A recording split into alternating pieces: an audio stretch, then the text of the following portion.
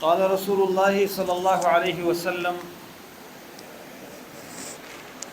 إن الله لا يقبض العلم انتزاعا ينتزعه من العباد ولكن يقبض العلم بقبض العلماء حتى إذا لم يبق عالما اتخذ الناس رؤوسا جهالا فسئلوا فأفتوا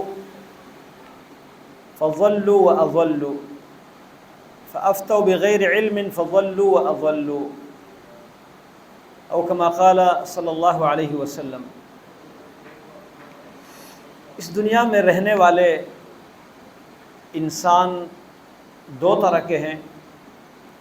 کچھ وہ لوگ ہیں جو اپنے لیے جیتے ہیں اور اپنی ہی فکر کرتے ہیں، اپنے مفادات کو مد نظر رکھتے ہیں اور اپنے مفادات کو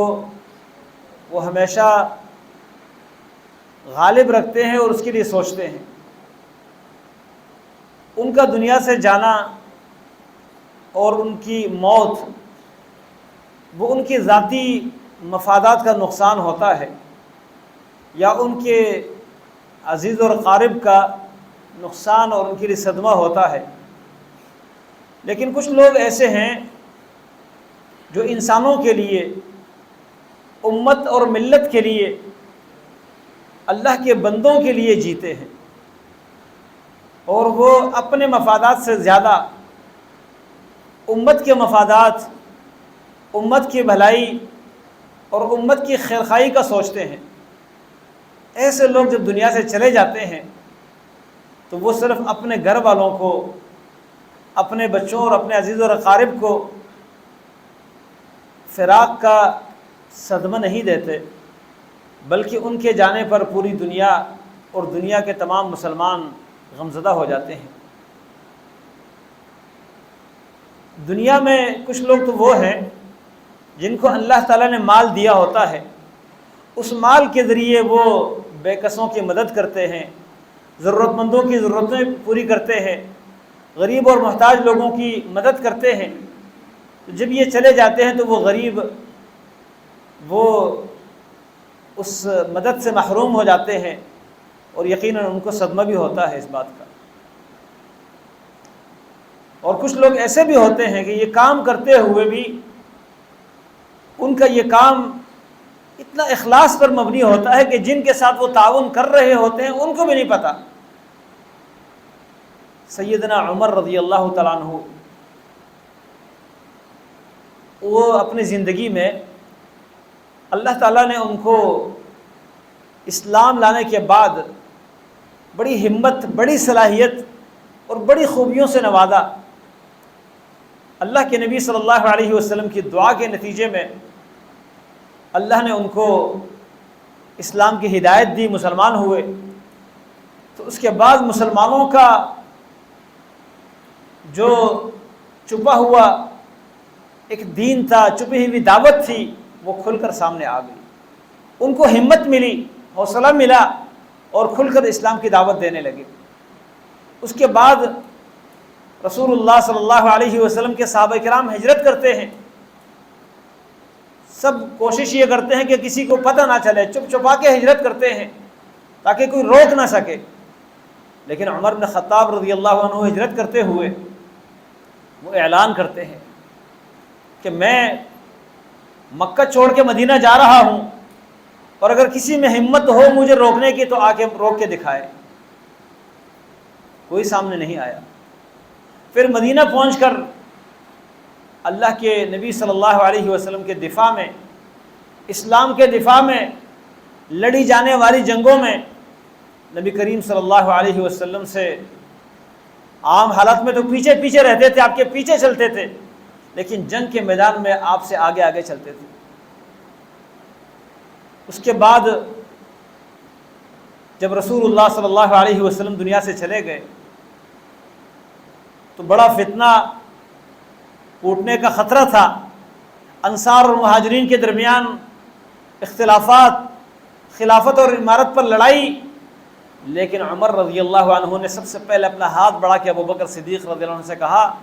کہ آپ کو اللہ کے نبی نے اپنے مصلی پر امام بنایا،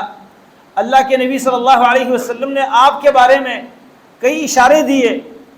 ایک خاتون نے آ کر نبی علیہ السلام سے کہا تھا کہ میرے ساتھ کچھ تعاون کرے۔ نبی علیہ السلام نے فرمایا تھا کہ فلان جگہ سے جب مال آئے گا تو آپ کو اس میں سے دے دیا جائے گا۔ اس نے کہا اگر آپ مجھے نہ ملے تو نبی علیہ السلام نے فرمایا ابو بکر کے پاس جاؤ۔ یعنی اس طرح کئی واقعات، کئی اشارات ہیں جن سے پتہ چلتا ہے کہ ابو بکر کو نبی کریم صلی اللہ علیہ وسلم نے امت کے لیے خلیفہ چنا ہے۔ اس بات کو سمجھتے ہوئے عمر بن خطاب رضی اللہ عنہ سب سے پہلے ہاتھ بڑھاتے ہیں کہ آپ اس کام کے زیادہ حقدار ہیں، آپ ہمارے خلیفہ ہیں، میں آپ کے ہاتھ پر بیعت کرتا ہوں۔ اور ان کے بیعت کرنا تھا کہ سارے لوگ ہاتھ بڑھا کے بیعت کرنے لگے۔ اس کے بعد جب ابو بکر صدیق رضی اللہ عنہ جا رہے تھے تو الوداعی باتوں میں وصیت کی عمر بن خطاب رضی اللہ عنہ کے متعلق کہ میرے بعد یہ مسلمانوں کے خلیفہ ہوں گے۔ اور یقیناً عمر بن خطاب رضی اللہ عنہ نے جو خلافت سنبھالی، 10 سال تک خلافت کی، اسلام کے دائرے کو بڑھایا، خلافت اسلامی کو پھیلایا، اور بڑے بڑے ایسے علاقے، ایسے ممالک جو اسلام میں ابھی تک داخل نہیں تھے، وہ عمر بن خطاب رضی اللہ عنہ کی قیادت میں اسلام کے اندر داخل ہو گئے۔ لیکن حالت یہ ہے، اللہ اکبر، رات کا وقت ہوتا ہے، لوگ اپنے آرام گاہ اور اپنے بستروں کی طرف جا کر آرام کرنے لگتے ہیں۔ عمر بن خطاب کو اپنی ذمہ داری کا احساس ہوتا ہے کہ مجھے اللہ نے خلافت کی ذمہ داری دی ہے، میری رعایا میں بہت سے ضرورت مند، حاجت مند ہوں گے جو کل قیامت کے دن میرا گریبان پکڑ کر مجھ سے سوال کر سکتے ہیں۔ وہ اپنے بستر پر سونے کے بجائے جا کر ان غریب اور مساکین کے حال احوال پوچھتے تھے۔ اور بڑے واقعات ہیں، لیکن مدینہ میں کئی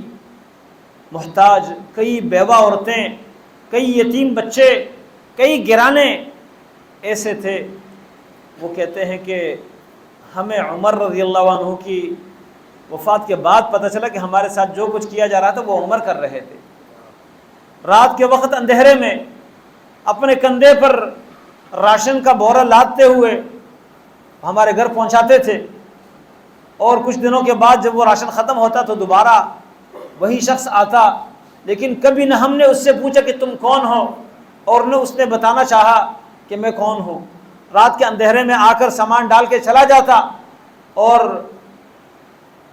ہمیں پتہ نہیں چلتا، ہمارا گزارا چل رہا ہوتا تھا۔ لیکن جب عمر رضی اللہ عنہ دنیا سے چلے گئے، پہلی رات تھی کہ ہمارے گھر کوئی شخص نہیں آیا راشن ڈالنے کے لیے، دوسری رات، تیسری رات، کچھ راتوں کے بعد ہمیں پتہ چلا کہ یہ تو وہی شخص تھے جو آج دنیا میں نہیں رہے۔ اور جب غسل دینے والے عمر بن خطاب رضی اللہ عنہ کو غسل دے رہے ہیں، کہتے ہیں ان کے کندھوں پر ہم نے ایسے نشان دے کے ہم حیران ہو گئے کہ یہ تو مکہ میں تھے تو بکریاں چراتے تھے، مدینہ آئے تو یہاں پر بھی اللہ رب العالمین کے راستے میں جہاد کرتے تھے، اور پھر اپنا کاروبار بھی کرتے تھے، تجارت بھی کرتے تھے۔ کبھی انہوں نے پورٹر کا کام، وزن اٹھانے والے کا کام، حمال کا کام نہیں کیا۔ یہ جو مارکیٹوں میں بڑی بڑی بوریاں اٹھاتے ہیں، ان کے کندھوں پر جو نشان ہوتے ہیں، کہتے ہیں عمر بن خطاب کے کندھوں پر ایسے نشان بنے ہوئے تھے وزن اٹھانے کے۔ وہ وزن ان غریبوں اور مسکینوں کے گھروں میں پہنچانے کے لیے خود اٹھاتے تھے، اپنے ساتھ خادم کو بھی نہیں رکھتے تھے، کسی غلام کو بھی نہیں رکھتے تھے، تاکہ میرا یہ عمل صرف میرے اور میرے رب کے درمیان رہے۔ بہرحال ان کے جانے کے بعد احساس ہوا کہ عمر تو اپنے لیے نہیں جیتے تھے، وہ تو امت کے لیے جیتے تھے۔ ایسے ہی لوگ اور بھی دنیا میں ہوتے ہیں کہ جن کو اللہ نے مال، کوئی عہدہ، کوئی اختیارات دیے ہوتے ہیں، وہ ان اختیارات میں اللہ کے بندوں کے کام آتے ہیں۔ اور دوسری طرف وہ لوگ ہیں جن کو اللہ نے علم سے نوازا ہے، وہ یہ علم لے کے، انبیاء کی وراثت لے کے، وہ اپنی زندگی اپنے لیے نہیں گزارتے، وہ اسلام کے دفاع کے لیے گزارتے ہیں، وہ اسلام کی حفاظت اور تحفظ کے لیے گزارتے ہیں۔ ایسے علماء، اللہ اکبر، امام احمد بن حنبل رحمہ اللہ، تقریباً 5-6 حکمران مسلسل اپنے اپنے دور میں ان کو کوڑے مارتے ہیں، ان کو جیلوں میں بند کرتے ہیں، ان پر مختلف طرح کی پابندیاں لگاتے ہیں، لیکن احمد بن حنبل رحمہ اللہ وہ امت کے ایسے قائد ہیں، وہ کہتے ہیں اگر میں جھک جاؤں،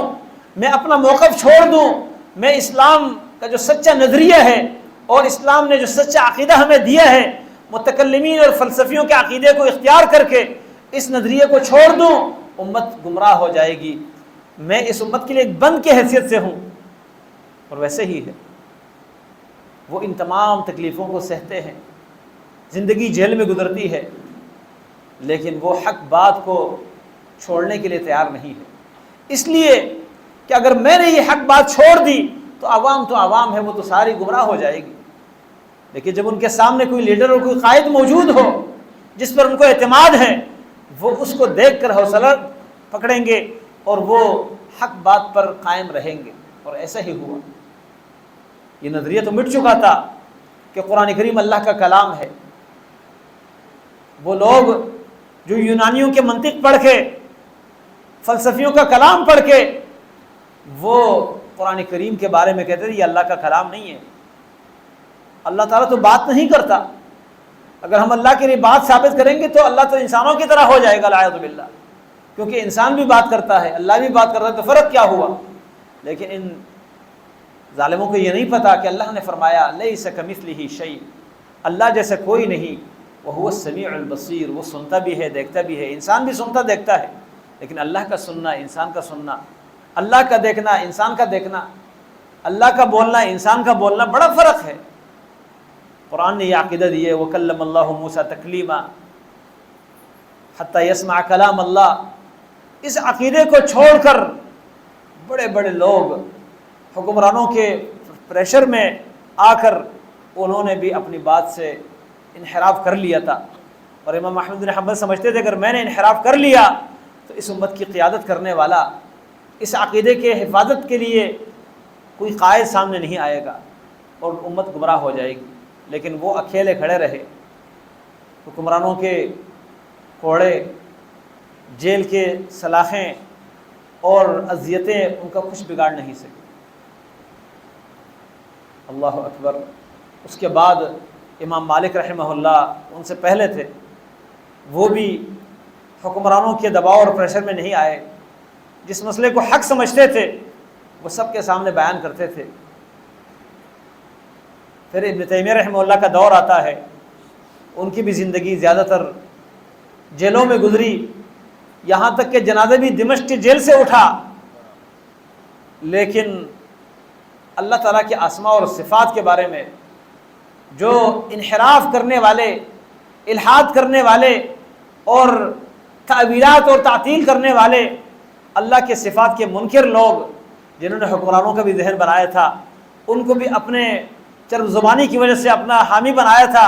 ان کے خلاف شکایتیں کر کر کے ان کے خلاف بنایا تھا، ان حکمرانوں کی زیادتی کچھ نہیں کر سکی اور یہ اس حق کے اوپر قائم رہے۔ بعد میں تو ان کے شاگردوں کی ایک پوری لسٹ ہے، امام ابن قیم ہے رحمہ اللہ، امام ابن اثیر ہے، امام ابن کثیر ہے، امام سخاوی ہے، اور بھی بہت سارے، وہ سب کے سب اللہ رب العالمین نے ان کو اس عقیدے کے محافظ بنایا، اور یہ شیخ الاسلام ابن تیمیہ رحمہ اللہ ان کی محنت اور ان کا کردار تھا، اور یہ سلسلہ جاری ہے۔ تو اس امت میں جو علماء ہیں، آپ سب جانتے ہیں محمد رسول اللہ صلی اللہ علیہ وسلم کے بعد کوئی نبی اس امت میں نہیں آئے گا جو نبی بن کر آئے۔ عیسیٰ علیہ السلام آئیں گے، دنیا میں زمین پر اتریں گے، وہ ابھی زندہ ہے، لیکن وہ نبی بن کر نہیں، وہ امام انبیاء محمد رسول اللہ صلی اللہ علیہ وسلم کے امتی بن کر آئیں گے۔ کوئی نبی بن کر آنے والے نہیں ہے جس پر نئی وحی آئے اور نئی شریعت آئے، لیکن اسی شریعت کے تحفظ کے لیے اللہ نے ایک سلسلہ چلایا ہے، اور وہ ان علماء کے ذریعے ہر دور میں اللہ رب العالمین ایسے علماء کو پیدا کرتا ہے۔ لہذا اس امت کے لیے اہل علم بہت قیمتی اور بہت اہم سرمایہ ہے، اور ان علماء کا دنیا سے اٹھ جانا اس امت کے لیے بہت بڑا خسارہ اور نقصان ہے۔ پچھلے ہفتے انتہائی سیدھے اور انتہائی متواضع انسان جو دنیا کی آسائشوں سے بالکل لاتعلق ہو کر شہرت کو ناپسند کرنے والے، وہ انسان جو حق کے لیے ہمیشہ آواز اٹھاتے تھے، دنیا کی رنگینیوں سے متاثر ہو کر اس کے پیچھے نہیں پڑے، وہ اللہ اور اس کے رسول کے پیغامات پہنچانے کا ایسا جذبہ رکھتے تھے کہ وہ جہاں بھی رہے انہوں نے علماء کو تیار کیا، انہوں نے امت کے بچوں کو علماء کی لسٹ میں شامل کیا، اور 150 سے زائد ایسے ادارے قائم کیے جہاں قال اللہ اور قال رسول کی بات ہوتی ہے۔ ہزاروں سے زیادہ، ہزاروں کی تعداد میں کیا، میں سمجھتا ہوں کہ شاید لاکھوں کی تعداد میں پہنچے ایسے لوگ ہیں جنہوں نے ان سے علم حاصل کیا، ان کے شاگرد بنے رہے۔ 50 سال کے قریب کی زندگی ان کی تدریس میں گزری، کتابوں کی تصنیف اور تالیف کی، قرآن کی تفسیر لکھی، صحیح بخاری کی شرح لکھی، اور بھی بہت سارے کتابیں امت کے لیے انہوں نے اپنے علم کا ایک سرمایہ چھوڑا۔ وہ تو دنیا سے چلے گئے، اور دنیا سے جانا سب کو ہی ہے، سب جاتے ہیں، رہتا کوئی نہیں، نہ نبی رہتا ہے، نہ ولی رہتا ہے، نہ مالدار رہتا ہے، نہ غریب رہتا ہے، نہ بیمار رہتا ہے، نہ تندرست رہتا ہے، جانا سب کو ہے۔ لیکن جانے کے بعد اللہ اکبر، کوئی ایسا سرمایہ انسان چھوڑ کر جائے، کوئی ایسا سرمایہ انویسٹ کر دے کہ وہ چلا بھی جائے، اس کا کمائی کا سلسلہ جاری رہے۔ شیخ محترم عبدالسلام بھٹوی رحمہ اللہ، ان کا سرمایہ یہی علماء، یہی طلباء، ان کے یہ علم کے جو انہوں نے باغ سجائے ہیں، یہی ان کا وہ سرمایہ ہے کہ وہ دنیا میں نہیں رہے، وہ نہ نماز پڑھ سکتے ہیں، نہ روزہ رکھ سکتے ہیں، نہ تسبیح پڑھ سکتے ہیں، نہ اللہ اکبر کہہ سکتے ہیں، نہ لا الہ الا اللہ کہہ سکتے ہیں، بس ان کے اعمال کا سلسلہ ختم ہو گیا۔ لیکن یہ جتنا کچھ ہو رہا ہے انشاءاللہ ان کی نیکیوں میں شامل ہوگا۔ اور ہم میں سے اکثر لوگ سمجھتے ہیں کہ جی والد صاحب فوت ہوئے ہیں، والدہ فوت ہوئی ہے، دادی دادا فوت ہوئے ہیں، ہم ان کے لیے کیا کچھ کریں جو ان کے کام آ سکے، جو ان کو ایصال ثواب کے لیے کام آئے، ان کو اجر ملے۔ یہ سوچتے ہیں نا کئی لوگ۔ اس سوچنے سے پہلے ہمیں اپنی زندگی میں سوچنا چاہیے کہ میں کیا چھوڑ کے جاؤں جو میرے لیے، میرے بعد کوئی کرے نہ کرے، وہ میرے لیے کرامت ثابت ہو۔ ہم میں سے تو اکثر یہی سوچتے ہیں کہ دیکھیں فلاں کام کمپلیٹ ہوا، فلاں کرنا ہے، فلاں جگہ پلاٹ لیا تھا، اب اس جگہ بھی لینا ہے، یہ پلاٹ بنانا ہے، اس کو بچوں کے لیے کوئی کمائی کا ذریعہ بنانا ہے، اور بچوں کو کسی ایسی جگہ کام شروع کروانا ہے، بچوں کے ایسے کام پہ لگانا ہے جو میرے بعد یہ سکون کی زندگی گزارے۔ وہ سکون کی گزارے یا آرام یا تکلیف کے گزارے، آپ تو جا چکے ہوں گے، آپ کا تو سکون دنیا میں جو تھا وہ ختم ہو گیا۔ اس مال نے آپ کو مزید سکون نہیں دینا، اس پہ تو آپس میں لڑتے رہیں گے۔ آپ اپنی زندگی میں ایسا کوئی پروجیکٹ شروع کر لے، کوئی ایسا مشروع شروع کر لے، ایسا کوئی سرمایہ کاری کرے جو آپ کے لیے مرنے کے بعد بھی کرامت ثابت ہو۔ اور یہ سب سے اہم چیز اس بارے میں کیا ہے؟ علم۔ علم، یہ جو علماء ہیں اس امت کے، میں یہ نہیں سمجھتا کہ اس امت کے لیے علماء سے بڑھ کر کوئی زیادہ قیمتی چیز ہو، کیونکہ یہ اس وقت دین کو بگاڑنے میں، دین کو خراب کرنے میں، اور دین کو لوگوں کے سامنے اس کی شکل مسح کر کے پیش کرنے میں بہت زیادہ کوششیں ہو رہی ہیں۔ اور خاص طور پر یہ جو اسکرین ہے، اور اس میں بھی زیادہ سوشل میڈیا جو بالکل آزاد اور بے مہار ہے، کوئی بھی اسکرین کے اوپر آ کر اپنے ذہن کا گند وہ شہد میں ملا کر اور خوبصورت لبادہ اس کو اڑا کر وہ لوگوں کے سامنے پیش کرتا ہے۔ لوگ اس شہد کے نام پہ زہر کھاتے ہیں، اس اسلامک اسکالر کے نام پر، لوگوں کے خیرخواہ اور عالم کے نام پر وہ علم کو بیچنے والا، اپنے مفادات کے خاطر ایمان اور دین کو بیچنے والا، اور وہ کسی کا اعلی کار بن کر اسلام کو نقصان پہنچانے کے لیے اسکرین پر آتا ہے، اور ہمارے زمانے کے جوان، بوڑھے، بچے سمجھتے بڑا زبردست اسکالر ہے، اس کی زبان کی تیزی، صرف زبانی، اس سے متاثر ہو کر جو کہ غلط بات کو صحیح انداز میں پیش کرتا ہے، کالے کو سفید شکل میں پیش کرتا ہے، لوگ کہتے ہیں جی دیکھو اصل دین تو یہ ہے، اصل عالم تو یہ ہے۔ ان بے دینوں اور ملحدوں کا راستہ روکنے کے لیے اس وقت قرآن اور سنت کے جو علماء ہیں ان کا بڑا کردار ہے، ورنہ کیا چاہتے ہیں؟ مرد عورت میں کوئی فرق نہیں، وہ بھی انسان ہے، یہ بھی انسان ہے، اور شریعت نے جو فرق رکھا ہے کہتے ہیں یہ تو پرانے زمانے کی باتیں ہیں، اس زمانے میں عورتیں جاہل ہوتی تھی، پڑھی لکھی نہیں ہوتی تھی، دنیا کے معاملات کو نہیں جانتی تھی، ان کا معاملہ الگ تھا، آج کا معاملہ الگ ہے۔ زکوٰۃ تو اس وقت لوگ غریب غربات ہے، زکوٰۃ کی ضرورت تھی، ابھی زکوٰۃ کی ضرورت نہیں، اب ملک کو مستحکم کرنے کے لیے ٹیکس کی ضرورت ہے، ٹیکس دو تو زکوٰۃ کی کوئی ضرورت نہیں، یہ چیزیں پیش کی جاتی ہیں۔ اسی طرح گانے، فحاشی کے راستے، وہ سب آزاد ان کے ہاں، وہ سمجھتے ہیں کہ یہ تو ایک تفریح ہے، پردہ جو ہے یہ عرب لوگوں کی ثقافت ہے، یہ داڑھی عربوں کی ثقافت ہے، اس کا اسلام سے کوئی تعلق نہیں۔ اس طرح کے نظریات وہ لوگوں کے اندر پھیلا رہے ہیں، اور لوگ سمجھتے ہیں کہ یہ بڑی زبردست بات کرتے ہیں۔ زبردست بات اس لیے کرتے ہیں کہ وہ آپ کے خواہش پر پورے اترنے والی باتیں کرتے ہیں۔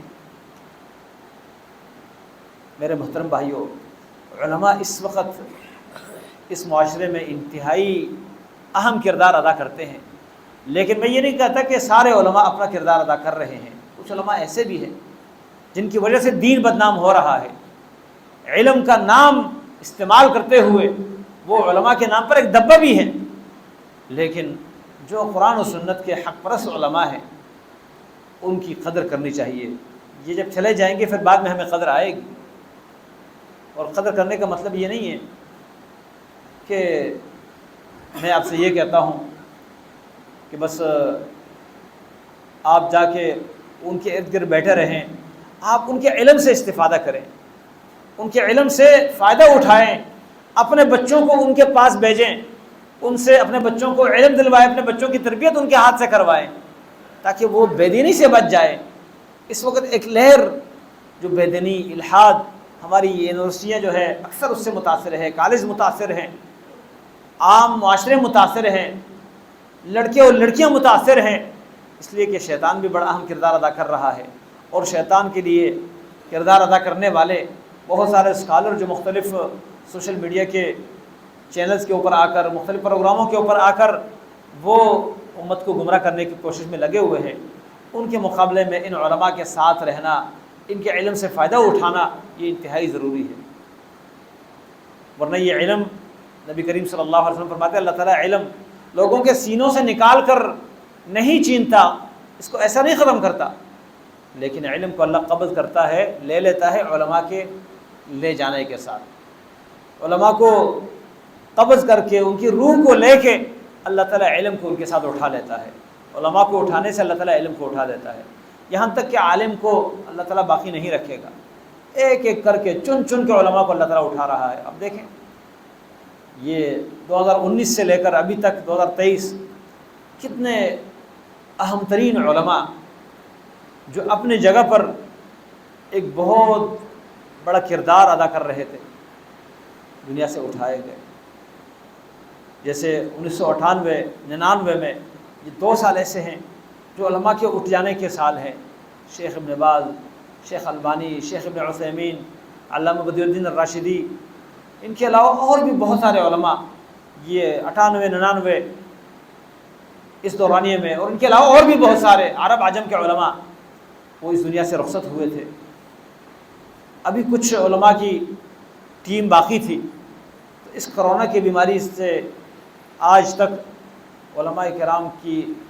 بہت بڑی تعداد اس دنیا سے اٹھ گئی، ان کی جگہ خالی ہو گئی ہے،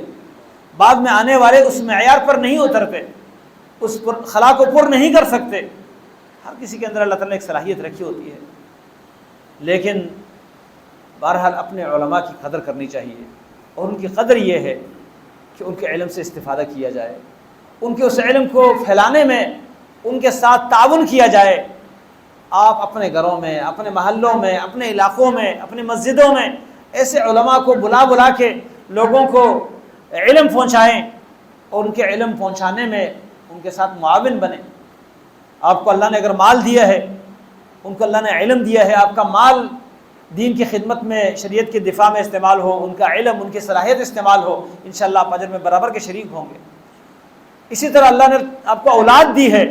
آپ اپنی اولاد کے بارے میں بہت کچھ سوچتے ہیں کہ میں اپنے بیٹے کو یہ بناؤں گا، وہ بناؤں گا، لیکن اگر آپ یہ سوچیں کہ میرا بیٹا کچھ بھی بنے، وہ بن جائے گا، دنیا کا فائدہ ہے، لیکن اگر عالم نہ بنے تو جاہل بنے گا، تو یہ نقصان ہے۔ دنیا کا فائدہ تو دنیا کے حد تک ہے، عالم بنے گا تو وہ امت کے لیے فائدہ مند ہے، اور مرنے کے بعد آپ کے لیے بھی، اس کے لیے بھی وہ فائدہ مند ثابت ہوگا۔ اب دیکھیں رسول اللہ صلی اللہ علیہ وسلم کے حدیث، آپ فرماتے ہیں کہ جو خیر سکھانے والے، خیر کی تعلیم دینے والے ہیں، ان کے لیے ہر چیز اللہ سے دعا مانگتی ہے، ہر چیز،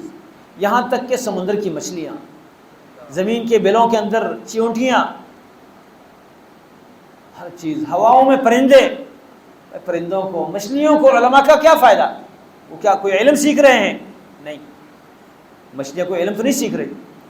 ہوا میں پرندے کو علم تو نہیں سیکھ رہے، چیونٹیوں کو علم کی کوئی ضرورت تو نہیں ہے وہ علماء سے علم سیکھیں۔ وہ کیوں دعائیں مانگتے ہیں؟ اس لیے کہ علماء جب تک باقی رہیں گے، اصلاح اور خیر اور بلائی کا کام ہوتا رہے گا، جس پر اللہ اوپر سے بارش بھی برساتا ہے، اپنی رحمتیں بھی نازل کرتا ہے، عذاب سے لوگوں کو محفوظ رکھتا ہے، اور اس میں کردار کس کا ہے؟ ان علماء کا۔ معاشرے کی اصلاح ہوتی رہے گی تو ہر چیز اس سے مستفید ہوگی، رزق میں وسعت ہوگی، برکت ہوگی، اللہ کی طرف سے نعمتوں کا نزول، رحمتوں کا نزول ہوگا، جس سے مچھلیوں کو بھی فائدہ ہوتا ہے، پرندوں کو بھی فائدہ ہوتا ہے، چینٹیوں کی بھی فائدہ، اور ہر چیز کو۔ تو علماء کے لیے اس لیے وہ دعائیں کرتے ہیں۔